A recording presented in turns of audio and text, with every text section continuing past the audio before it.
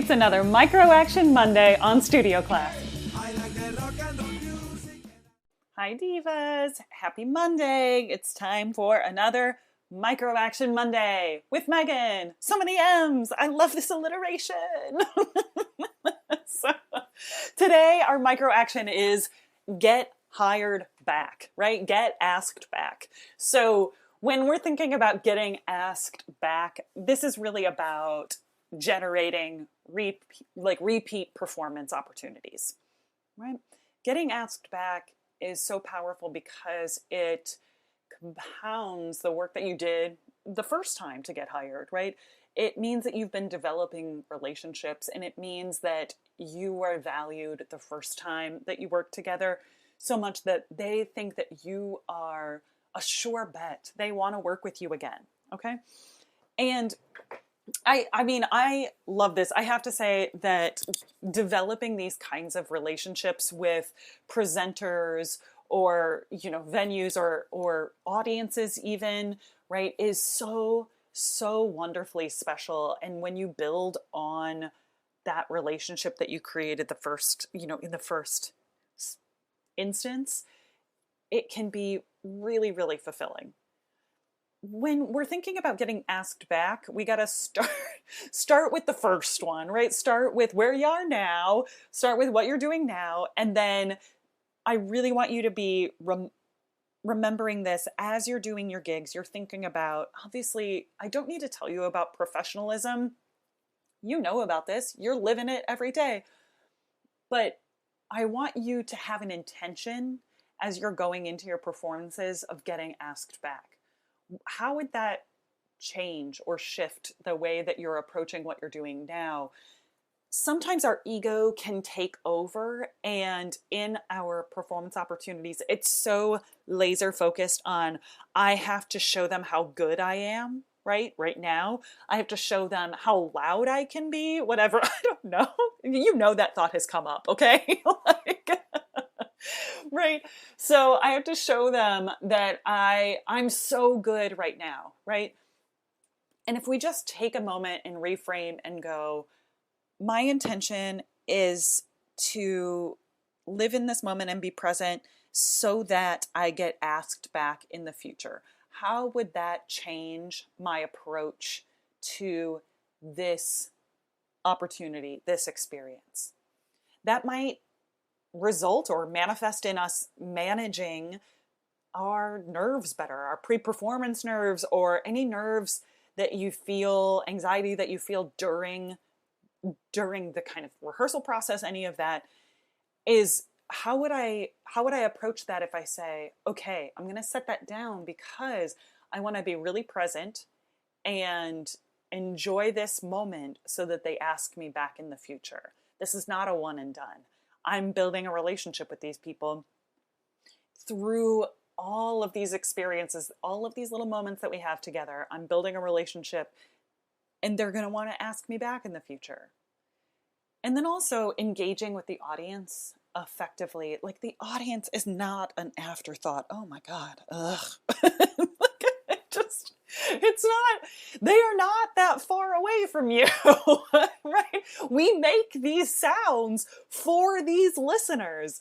And I think it's so important to think about building the relationship with the listeners who are invested in hearing those performances, being available in whatever ways you can that supports yourself and your health and your well-being, while being present with your listeners and saying, like, thank you so much for being here, right? I'm so thrilled to share this moment with you.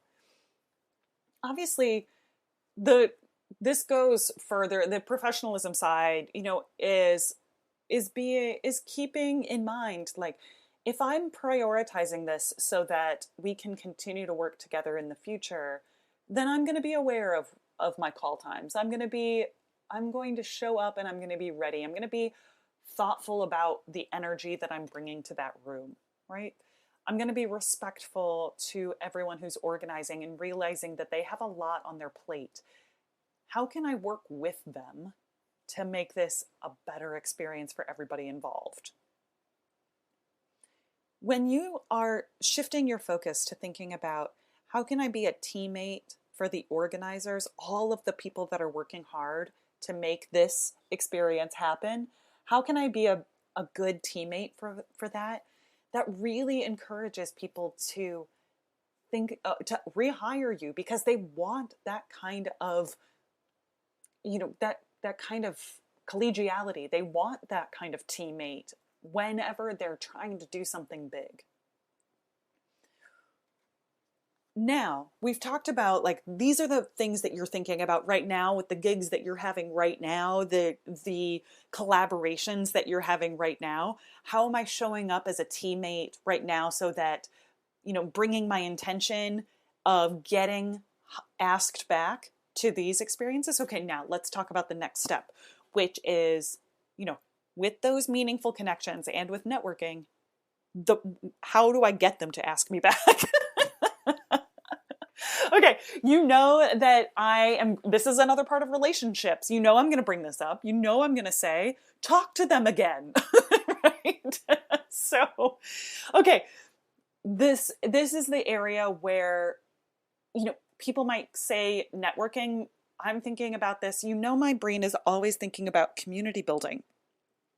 Have I triggered myself to either reestablish the bonds, maintain the bonds, or deepen the bonds with people that I worked with in the past that I felt so engaged and connected with, that I felt like so artistically supported by, right? Think about those people that you had those awesome experiences with. Have you maintained or deepened those bonds? This doesn't just, it's not about being transactional. Oh, I sent them an email, now they're going to hire me again. But really just that sense of, I want to show gratitude for that experience together we had in the past. So that's my intention here. I'm going to reach out and say, I had such a great time working together. And with that, you can leave it there, right? Thanking people, showing gratitude is a positive way of deepening or maintaining those bonds.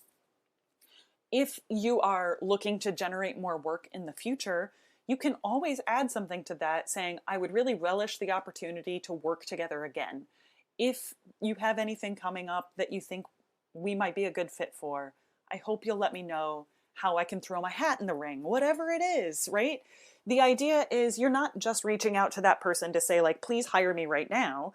You're saying, hey, we had such a great working relationship. I would love to reprise that at any point. So please keep me in mind, right? I just want to put myself back on your radar. Knock, knock, knock. Real quick, divas. I know you're here because you love the clarity that comes from my micro-action episodes. Plus, you get inspired and motivated hearing from working artists all across our field on how they made, maintain, and grow their careers. Now, you can be a part of the fuel that makes it all happen. Give Studio Class a boost by heading over to patreon.com/mezzo-Ihnen, that's MEZZOIHNEN, and join the Sybaritic Camerata. I also want to take a moment to shout out and thank Chris, James, Josh, Sarah, Elise, and Renee. Your support means the world to me. Thanks so much for helping me keep this podcast going. Now, let's get back to the show.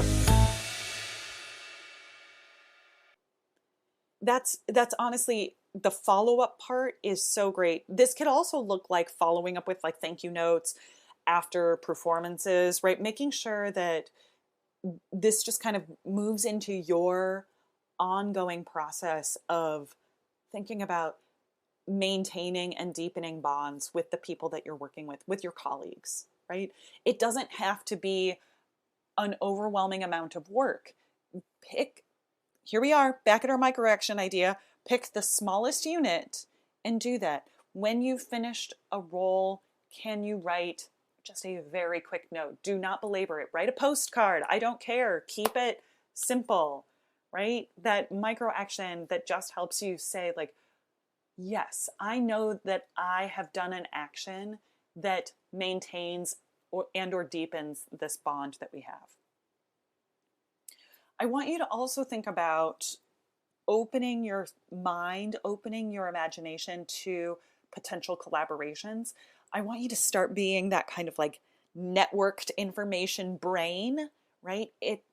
You can be so much more in charge. You can have a lot more agency in cool projects that are coming your way if you open yourself up to imagining what those might look like. Okay, so I gave you the example of think about somebody you had a really, really cool collaboration with in the past that you felt like, oh, we are artistic besties. I cannot wait to work with this person again. Okay, now think of another person who's like that. Okay, what if y'all worked together? What would that even look like, right? So one of the ways that we can get asked back is also to bring them new projects, bring them new collaborations. Have you considered doing this? I'd love to introduce you to my friend so-and-so. Remember, I don't want you to feel like this is super transactional. We have to go through the process sometimes of just like having conversations without the end result being, oh, and then it's immediately happening, right? That may not be the case. It's okay to go into this being exploratory, being, open to discovery and saying, here's an idea I thought would be cool. Would you like to talk about it a little bit? And then if that's not a good fit for, that presenter or your other collaborator or whatever, that's okay. It just means that you've started the ball rolling, right? Maybe something else will work. Or one of those people will say, oh my gosh, that was a cool idea. It's not the right thing for me, but I think that you should talk to so-and-so. That kind of information is gold. So I want you to just kind of keep that in mind is you are going to practice overcoming any sort of nerves or anxiety you have around just bringing people new ideas. And you're going to just say like, do y'all know each other yet? Could we get together and just chat? We can keep it short and simple. We can do it via Zoom. That's cool. So I want you to also think about when you have new materials coming out. So this might be albums or music videos or something like that. This can be a really great chance for you to think about, is this aligned? Like, is this even more aligned than normal with someone that I've worked with in the past? Take a moment to reach out to them in a very personal way and say, I have this new music video that just came out. I really thought that you might like it. I just wanted to share it with you. I hope things are going well. What's something that's keeping you invigorated or passionate about your artistic, practices these days, right? Obviously, these are words that I'm going to use. You're going to phrase that in a much more natural way for you. And I just want you to keep that in mind. Okay. So before this Micro Action Monday gets to be, forever long, let's come back to our key points here, which is you're reframing your intention to the gigs that you're having to be, I'm going to show up in a way today that helps ensure that I get asked back, right? And then our second point is, am I maintaining or deepening the relationships that I've had with previous collaborators so that I could get asked back currently? So for you, that might look like just that intention shifting, right? For whatever you're doing right now. If you are already thinking that way and you're ready for a different type of micro action, that might look like reaching out again. If you are ready for, that reaching out with gratitude, that reaching out to stay on somebody's radar, that kind of thing. If you are ready for something else and your micro action today is brainstorming new projects and being the person who brings diverse collaborators together, right? Maybe that's your micro action today with the brainstorming and or saying, hey friends, let's get on a Zoom and talk about some cool stuff that we can do together. I want to take one moment before I let you go and just fully emphasize how interconnected professionalism and community building is to being asked back, to repeat performance opportunities, to repeat commission opportunities, any of that kind of stuff. I hope you hear me saying that. Divas, I am so thankful that you tuned in today, that you listened to me go on and on about my favorite things to talk about. And I would love for you to subscribe. You're going to hear this in the outro, but please subscribe. You can hear me talk about performing arts, career development, artistic inspiration, all sorts of cool stuff here.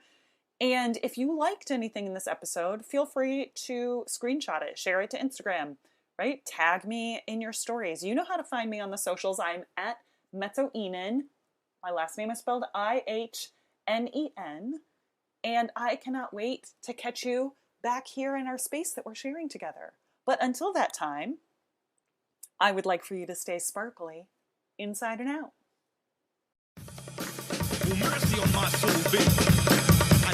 Thanks for joining me for Micro Action Monday. Again, I'm Megan Ihnen, and you can find me on all the socials at mezzo-soprano. That's Ihnen. Did you know that studio class is part of the Sybaritic Singer? It is. And if you liked this episode, you're going to love my 29 Days to Diva series. That's on SybariticSinger.com. And if you liked this episode, will you please consider leaving us a review on iTunes, Stitcher, or wherever you get your podcast? Thanks. It means a lot to me.